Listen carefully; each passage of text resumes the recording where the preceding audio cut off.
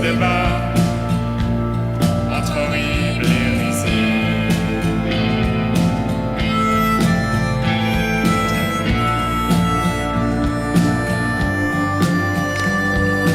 Mais près d'ici, un homme est au bout de ses jours. Il a beau se débattre, sa vie est un rebours. Et la dame à la faux attend tout près de lui. Il n'a pour avenir que la fin d'aujourd'hui. 1564, et les bûchers flamboient d'Espagne à l'Angleterre. Et la foi est souvent que nos dieux crient de guerre. 1564, et pour quelques colons, combien les graviers nous faudra-t-il encore tenter de chasser?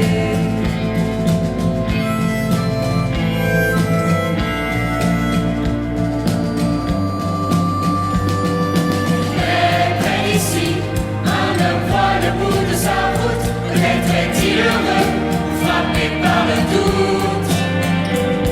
Il dit qu'il sait que Dieu, les bras ouverts, l'attend.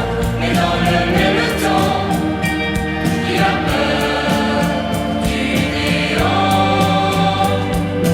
Mais près d'ici, un homme se sait impuissant. Peut-être a-t-il été un des grands de son temps.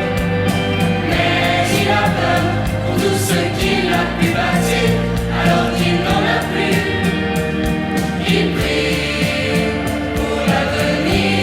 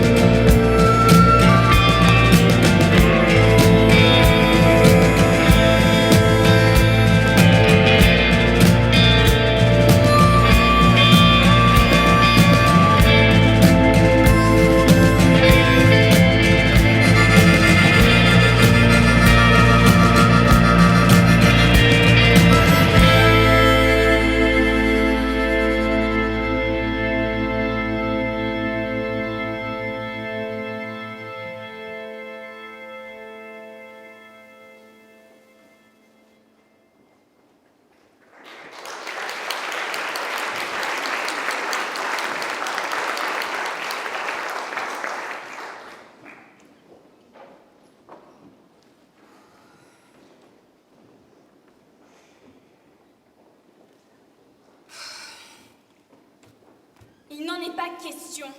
Allez, Marie. Non. Pourquoi? Demande à ton père pourquoi. Mais il n'en saura rien.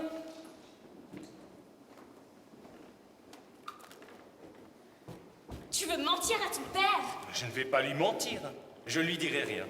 C'est pas pareil. C'est pareil et c'est mal. Oh, mal, comme tu y vas.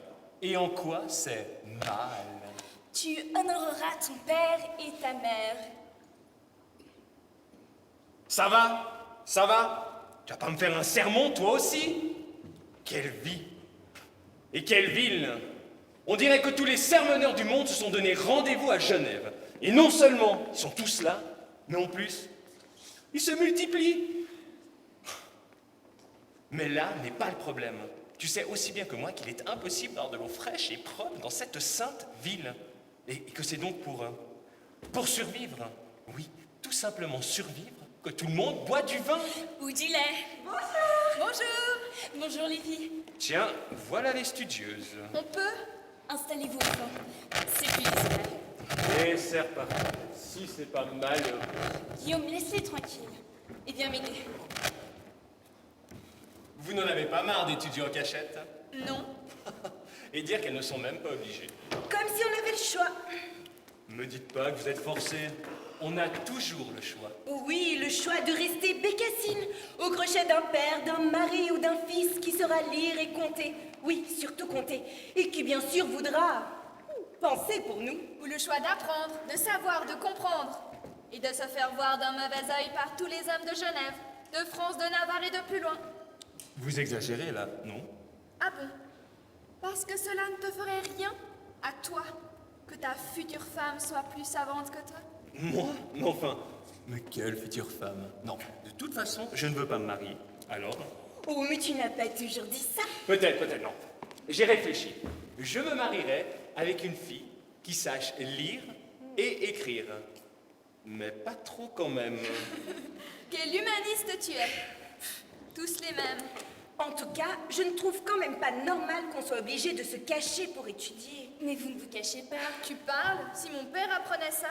Si le pasteur apprenait ça. Si Calvin apprenait ça. Laisse-le tranquille, Calvin. Il a cette peine avec lui-même. Et puis après tout, c'est de sa faute? Hein? Ben oui, à force de répéter qu'il fallait lire pour comprendre, qu'il fallait étudier, entendre, s'éveiller l'esprit. Eh bien, on l'a cru. Mais enfin, il a dit ça pour... Les hommes? Bah ouais, mais tu sais bien que les femmes ont toujours les oreilles qui traînent. Et elles l'ont entendu, elles aussi. Et toi, tu l'as pas assez écouté que je sache. Mais moi, mais pas du tout. Bon, arrêtez de vous disputer. Il est quand même vrai que le monde préfère que nous ayons des fesses bien faites plutôt qu'une tête bien faite. Marie, pas Calvin. Bon, pas Calvin, mais un jour, nous aurons notre place aussi, à l'égal des hommes. Tu crois? Oui. Il est écrit qu'au 6e jour, Dieu les bénit tous les deux, l'homme et la femme, et qu'il leur dit à tous les deux de dominer sur sa création. À tous les deux. Il n'a pas donné d'ordre hiérarchique, il a parlé aux deux. En même temps, nous sommes partenaires. Nous devons donc prendre notre part de responsabilité. Ça se discute. Eh ben non, justement, ça ne se discute pas. Personne ne veut en discuter, mais ça viendra. Calvin n'est pas franchement de cet avis. D'ailleurs, je me demande ce qu'en pensait sa femme. Même s'il pense que femmes et hommes sont égaux, il le dit pas très fort. En fait, nous sommes quand même moins égales que ces messieurs. Oui, mais ça changera. C'est forcé. Calvin nous a offert l'école. Enfin, il a offert le collège obligatoire aux garçons. Et c'est tant mieux. Plus ils en seront et plus les choses pourront changer. Mais nous devons leur donner un coup de pouce. Vous savez, les garçons... C'est des garçons! Mais j'ai rien dit. Guillaume? Comment ça va à l'école? Ben, je sais lire et écrire. Bien sûr. Je sais lire et écrire. Encore un miracle du Saint-Esprit? Je sais lire et... Oui, j'ai compris. Allez, au boulot les filles. Guillaume? Comment écris-tu le mot psaume?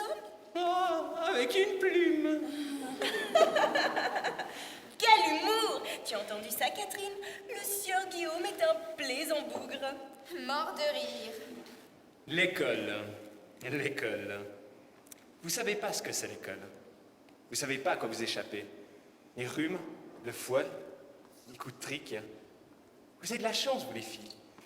Mais vous vous en rendez même pas compte. Pire, vous en réclamez. Et dire qu'avant, ça n'existait pas tout ça.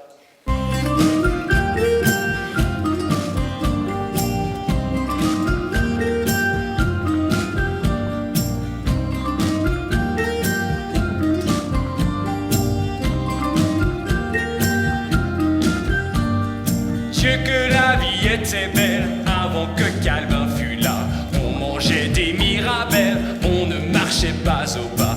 On chantait des ritournelles, on rigolait à tout va. Dieu que la vie était belle avant que Calvin fût là.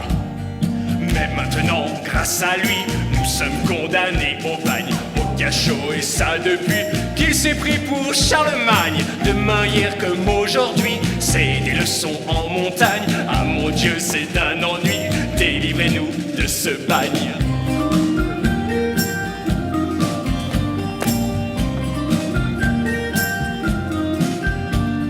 Et pourtant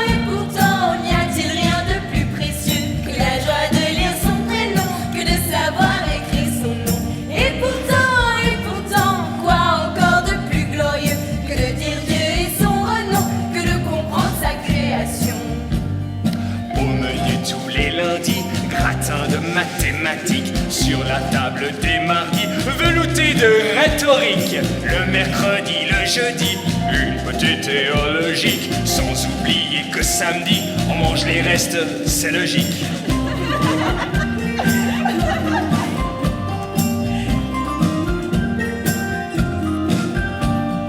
Et pourtant, n'y a-t-il rien de plus précieux que la joie de lire son prénom, que de savoir écrire son nom? Et pourtant, quoi encore de plus glorieux que de dire Dieu et son renom, que de comprendre sa création? Faut-il donc que nos parents aient commis de gros péchés pour que ce soit leurs enfants qui soient si durement châtiés? Ont-ils été si méchants pour que Dieu se soit fâché, envoyant en châtiment Calvin pour nous corriger? Dieu, que la vie était belle avant que Calvin fût là. On mangeait des mirabelles, on ne marchait pas au pas, on chantait des ritournelles, on rigolait à tout bas. Dieu, que la vie était belle avant que Calvin fût là.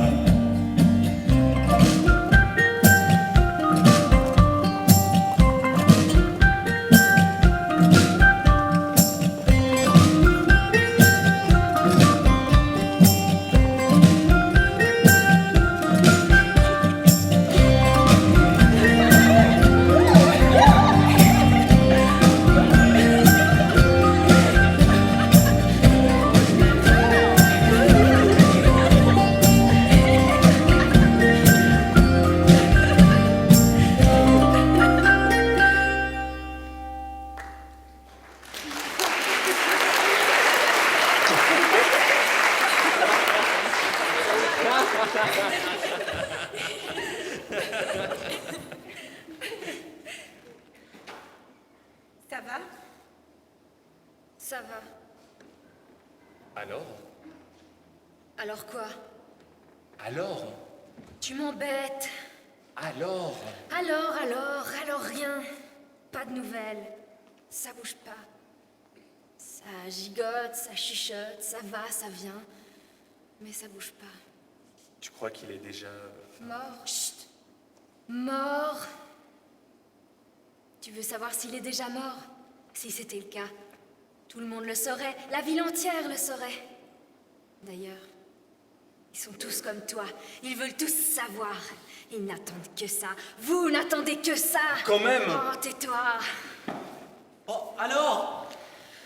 Fais chier, Michel. Toi alors, t'arrêtes pas une Qu'est-ce qu'il y a? Qu'est-ce que j'ai dit? Il y a que tout le monde lui demande où ça en est. Et ça l'énerve, c'est tout. C'est vrai que vous pourriez la laisser tranquille à la fin.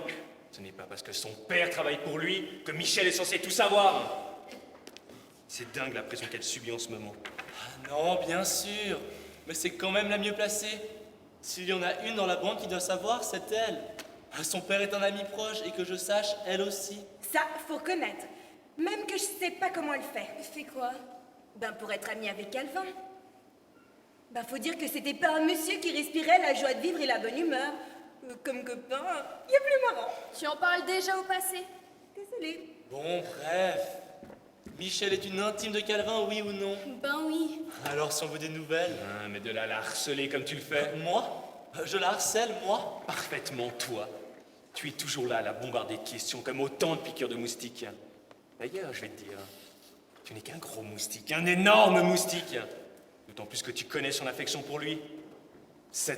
Non, c'est presque comme un deuxième père pour elle. Alors insister comme tu le fais, je trouve ça indécent, impudique, méchant, cruel, gros moustique. Ah, je ne suis pas un gros moustique cruel et indécent. Je n'ai rien fait de mal. Je jure devant Dieu... Pierre, tu n'invoqueras pas le nom de Dieu en vain. Mais... Enfin, c'est important ce qui se passe en ce moment.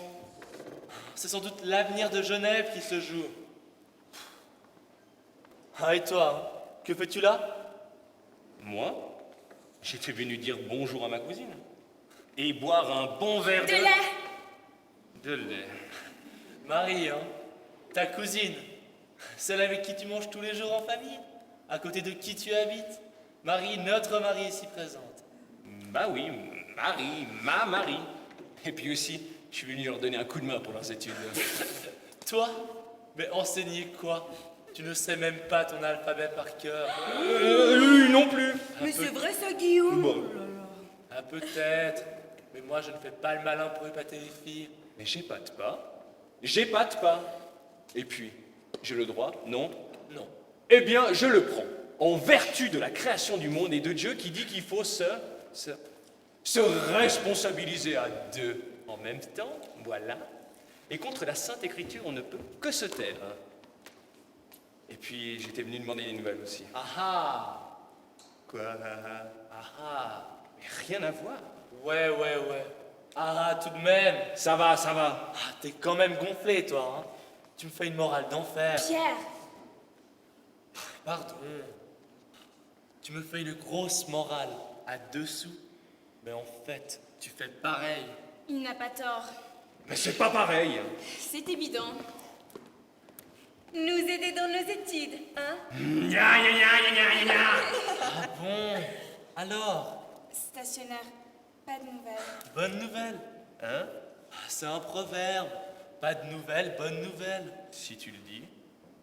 Vous êtes encore là? Bah, Ça bouge pas. Tu crois qu'il va mourir? On meurt tous. Non, mais je veux dire aujourd'hui. Ah, aujourd'hui, demain, quelle différence? Je sais pas.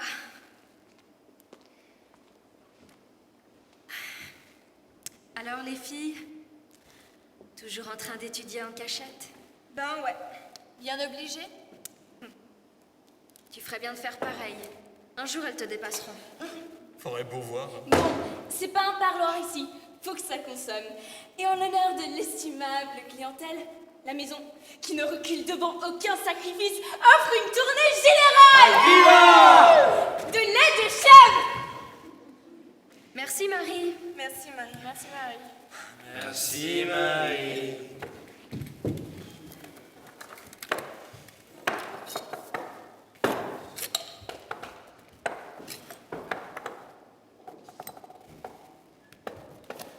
Michel. Attention!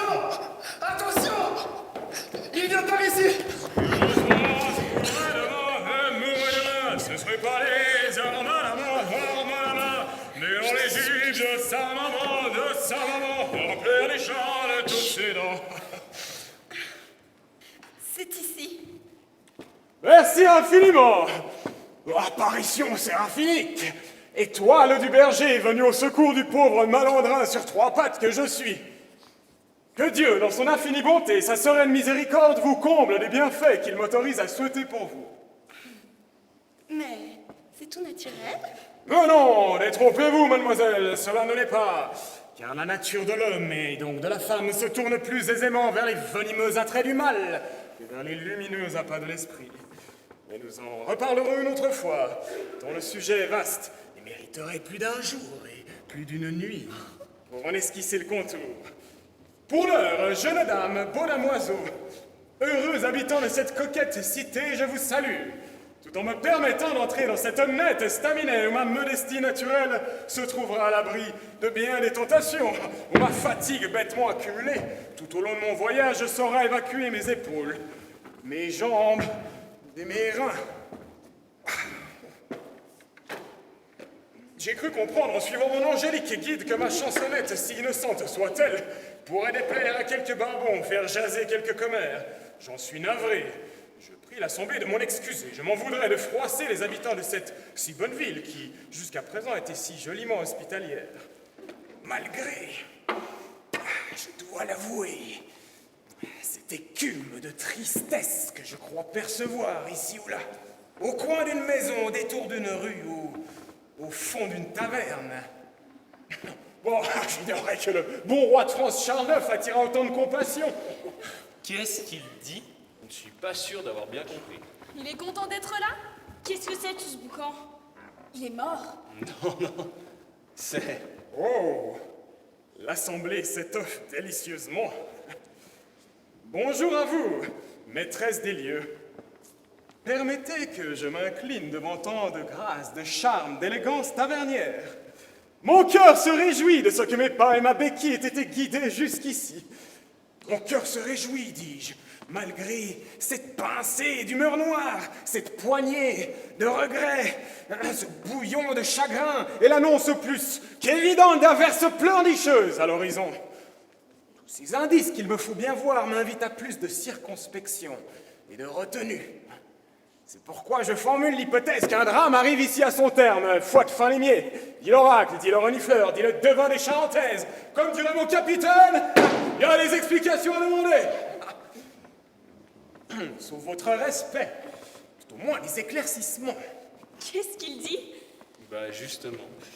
Mais qu'est-ce que c'est que cet énergumène? Qui es-tu? Pardon. Qui êtes-vous? C'est mieux, mauvaise graine. Qui je suis? En voilà une question qui suinte l'impertinence, l'ignorance, l'insuffisance, graine de bleuseille. Je pourrais dire que je suis qui je suis, que je suis ce que je pense, que je suis parce que je pense ou par ce que je pense. Mais là, je risquerais de m'embrouiller, au point de marier une poule et un dindon, dirait mon capitaine du haut de son bidet. Je suis passe-montagne, fond la bise, trogne à goutte, franche castagne, au soir de brume. Je suis coupe-pif, fouille-tripe, fauche-langue, selon l'endroit, la foi, les circonstances et bien sûr mon humeur. Pour tous ceux avec qui je n'ai pas eu l'honneur et le privilège de me colter virilement. Et pour mes parents, paix à leur âme, je me nomme Patrick.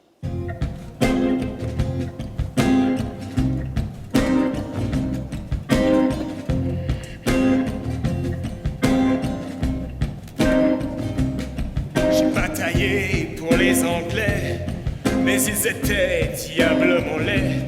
J'ai massacré pour les Français, mais ce sont tous des gringalets. J'ai tripé pour l'Espagnol, qui ne m'a pas payé un sol. J'ai éventré pour l'Italien, qui n'est jamais qu'un grand gamin.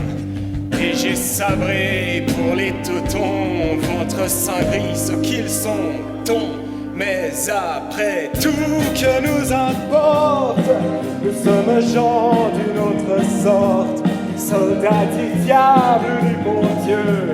Il ne nous faut pour être heureux que belle vie et bourse pleine, et du vin on perd haleine. Mais après tout que nous importe, nous sommes gens d'une autre sorte.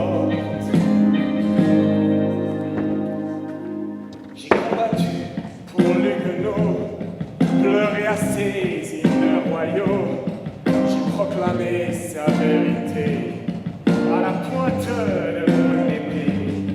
J'ai combattu pour le Saint-Père, consolider son ministère. J'ai défendu son opinion, à bien écouter tous ses sermons. Mais quels que soient les combattants, coule toujours le même sang.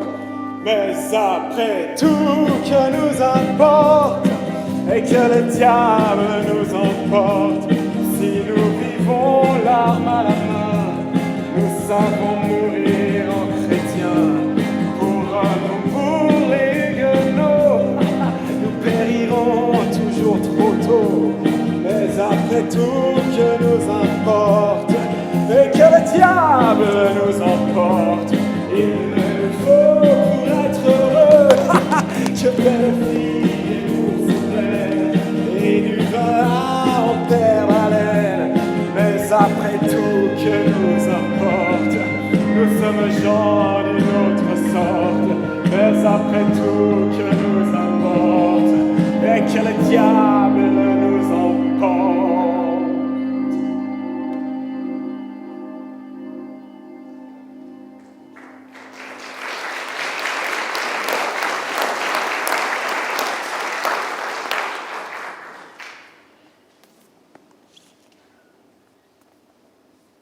Ma chanson ne vous plaît pas?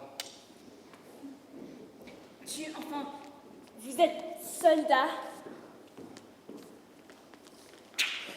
Pèlerin! Qui c'est celui-là? Ha! Te voilà! Unique soutien de mes jours, deuxième né à ma suite, mon cadet, mon frère, mon mademoiselle, charmant gamin. Frère indigne, j'ai failli m'inquiéter. Tout va bien, Patrick. J'ai trouvé des chevaux pour demain. Nous serons bientôt chez nous. À la bonne heure, gardien de mon âme, chair de ma chair, frère prodigue issu des mêmes ventres et mêmes mains que moi. Noble auditoire rassemblé ici en cet instant présent, permettez-moi de vous présenter mon frère cadet. Patrick, y a-t-il un endroit où il puisse s'étendre? Oui, suivez-moi.